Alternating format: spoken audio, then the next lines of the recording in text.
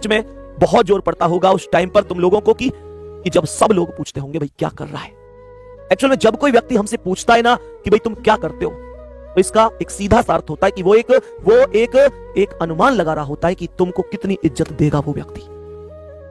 लोगों की शिकल से, लोगों के नाम से इज्जत नहीं मिलती आज के समाज में। खैरियत उसकी पूछी जाती है जिसकी हैसियत वास्तव में अच्छी होती है।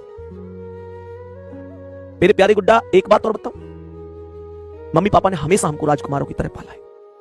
क्या आज हमारा दायित्व नहीं है कि हम भी उनके बारे में सोचें और विचार करें कि यार ये व्यक्ति सच में बहुत कुछ पाने का हकदार है। पापा की आंखों के नीचे की झुर्रियां देखना, ध्यान से देखना उस चेहरे को, तो मैं उसमें एक इंतजार मिलेगा। उस व्यक्ति की आंखों में झांक कर देखना जिसे पिता कहते हैं, उनकी आंखों में तुम्हें इंतजार मिलेगा, एक इंतजार जो किसी और चीज का नहीं है, बस तुम्हारी सफल होने का है। वो हर एक फॉर्म के बाद बस मम्मी से एक ही बात कहते हैं, तू देखना इस बार हमारा बेटा सब कुछ सही कर देगा, हमारे बुरे दिन अच्छे दिनों में परिवर्तित होंगे, तू चिंता मत करना, मेरा शेर बेटा है, मेरी शेरनी बेटी है, तू देखना हमारे बुरे दिन टल जाएंगे। ये जो जमाने वाले इल्जाम लगाते हैं ना हम पे, तू देखना हमारा बच्चा एक दिन इन सब का जवाब देगा। तुम्हें क्या लगता है, तुम्हें क्या लगता है कि पापा जो इतने कठोर बन जाते हैं बात बात पर, क्या वो तुमसे प्यार नहीं करते? अरे सच तो यह है कि वो इजहार नहीं करते।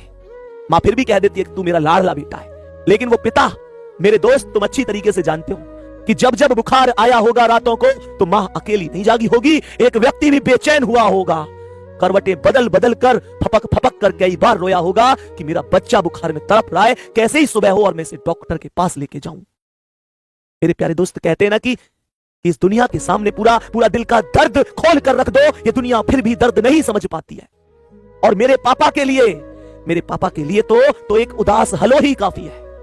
मेरे बिना कहे वो मेरा हर दर्द समझ जाते हैं। और मेरे प्यारे दोस्त, मुझे जो दिक्कत है वो हर बात समझ जाते हैं। फिर फोन पर उधर से एक आवाज आती है, तू चिंता मत कर, तू मेरा शेर बच्चा है, और मेरे शेर अभी तेरा बाप जिंदा है। वो कितने भी बूढ़े हो जाए, वो अपने दर्द को भूलकर, अपनी परेशानियों को इग्नोर करके केवल तुम्हारे लिए जीते हैं। और मैं आज तुम्हें लिख के भी दे रहा हूं कि जिस दिन तक वो झुर्रियों भरे हाथ हैं, हम भूखे नहीं सोएंगे।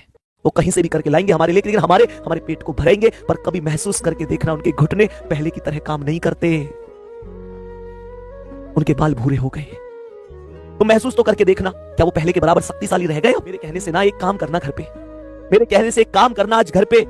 आज ये देखना कि तुम्हारे पास कितने जोड़ी कपड़े, और देखना पापा के पास कितने जोड़ी कपड़े। तुम ये खुद महसूस करोगे कि यार पापा, तुमने तो पता नहीं कब से नए कपड़े नहीं खरीदे, और अगर खरीदे भी होंगे तो महंगे पर हाथ नहीं रखा होगा, सबसे सस्ते खरीद के लाए होंगे अपने लिए। और तुम्हारे लिए अगर कभी दिलवाए होंगे तो तुमसे बोल दिया होगा, बेटा अच्छे से पसंद करना।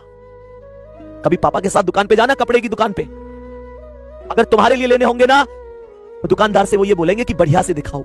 दुकानदार कहेगा कितनी रेंज के दिखाऊं? क्या बोलते हैं उससे, रेंज की टेंशन मत कर, इसके लिए अच्छे वाले दिखा, मैं हूं ना इसके पीछे, तू टेंशन मत ले, रेंज की टेंशन मत ले, तू दिखा। लेकिन जब उनका अपना नंबर होता होगा, वो नहीं खरीदते होंगे, वो नहीं खरीदते, क्योंकि उन्हें पता होता है रेंज से फर्क पड़ता है।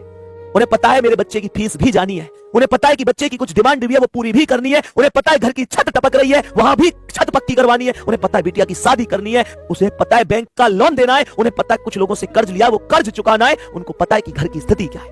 लेकिन जब तुम्हारा काम होगा तो वो कभी भी पीछे नहीं हटते होंगे। तो कभी महसूस करना, उस इंसान ने सच में बहुत कुछ दिया है हमें, वो कुछ नहीं बल्कि बहुत कुछ पाने का हकदार है, लेकिन हम आज तक उसे कुछ नहीं दे पाए, हम आज तक सच में उसे कुछ नहीं दे पाए। हमारी मेहनत, हमारे सपने, ये सब व्यर्थ है, और ऐसी सफलता का कोई फायदा भी नहीं है। फिर जहां पर वो तरसती हुई आंखें एक दिन हमेशा के लिए बंद हो जाएं, बस इस इंतजार में कि एक समय आएगा जब तुम सफल होगे। और एक बात बताऊं, आधे नंबर से रह जाना, एक नंबर से रह जाना, इन बातों से तुम पर फर्क पड़ता होगा, जमाने पर फर्क नहीं पड़ता। कड़वी सच्चाई बता रहा हूं, जो व्यक्ति 1 नंबर से 2 नंबर से 4 नंबर से रहता है, नो डाउट उसने भी बहुत मेहनत करी है। और 2 नंबर 4 नंबर ये डिसाइड नहीं करते कि वो एक कमजोर स्टूडेंट था या होशियार स्टूडेंट था। अरे 2 नंबर से रहने वाला विद्यार्थी भी एक अच्छा स्टूडेंट था, लेकिन इस समाज की नजर में वो फेल है, वो फेलियर है इस समाज की नजर में। इस बात को स्वीकार करो, ये कड़वी सच्चाई है। आप में से बहुत स्टूडेंट होंगे जो पिछली भर्ती में 2 नंबर से 4 नंबर से रह गए।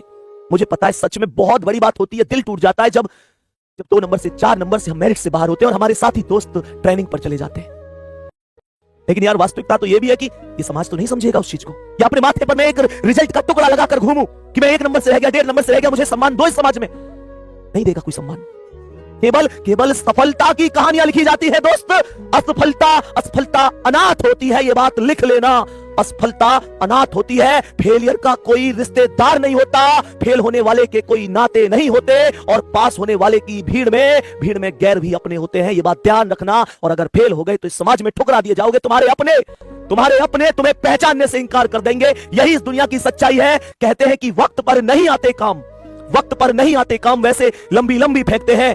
और इन जमाने वालों का भरोसा सोच समझ के करना दोस्त। यहां सब अपना अपना देखते हैं। जिनसे तुम अपने मन की बातें कह देते हो ना, परेशानियां बता कर कि इससे कह दूं, असल में वो अपना है ही नहीं। मेरे प्यारे दोस्त, इस दुनिया में हर एक व्यक्ति रो रो कर पूछता है, हंस हंस कर बता देता है। समय आने पर रोटियों के निवाले तक गिनवा देते हैं लोग। कोई किसी का नहीं है। किसी को अपनी परेशानियां ऐसे दुखी होकर मत बताया करो। इस जमाने के सामने जितना हो हंसो, मेहनत करो, सफलता प्राप्त करो और एक दिन लक्ष्य तक पहुंचो।